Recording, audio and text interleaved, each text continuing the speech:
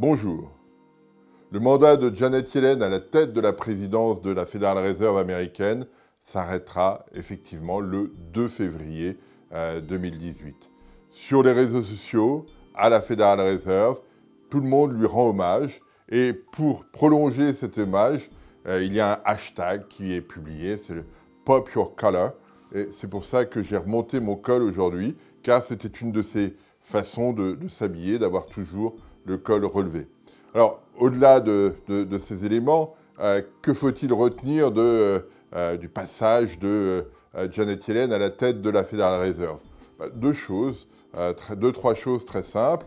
Le premier élément, c'est que l'objectif très clair de Janet Yellen était d'abaisser le taux de chômage. Quand elle est arrivée, il était à 6,7%. Elle part, il est à 4,1%. Donc un mouvement de repli très significatif. Aujourd'hui, l'économie américaine est au plein emploi. Elle est arrivée, il y avait peu d'inflation. Elle repart, il y a toujours peu d'inflation, même si dans le communiqué de la dernière réunion du comité de politique monétaire qu'elle a présidé, il était évoqué un peu de pression inflationniste, mais tout en restant à 2%, donc il n'y a pas de rupture d'inflation. Donc elle a réussi à réduire le chômage de façon significative, provoquer une hausse de l'emploi marquée, tout en limitant le risque d'inflation. Donc ça, c'est le premier aspect.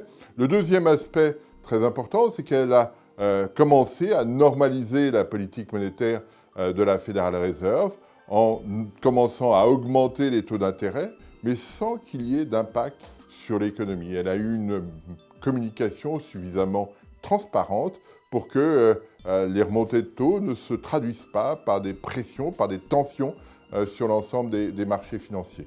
Donc ça, c'est un élément. L'autre élément de normalisation, c'est le démarrage, en octobre dernier, de la baisse du bilan de la Banque centrale. Voilà, donc deux éléments, des facteurs macroéconomiques très importants, réduction du taux de chômage avec une inflation maintenue, et puis normalisation de la politique monétaire sans créer de choc sur l'économie. C'est intéressant pour la Banque centrale européenne. Si effectivement l'objectif doit être de peser de réduire fortement le taux de chômage, il ne faut pas que Mario Draghi, dans un cadre où il n'y a toujours pas d'inflation, il ne faut pas que Mario Draghi hésite à maintenir très longtemps le taux d'intérêt, comme l'a fait la Federal Reserve. Ça doit être une leçon aussi pour nous, Européens. Je suis persuadé que Mario Draghi a ces éléments à l'esprit, mais il est toujours bon de rappeler cette performance de l'économie américaine sous la présidence de Janet Yellen.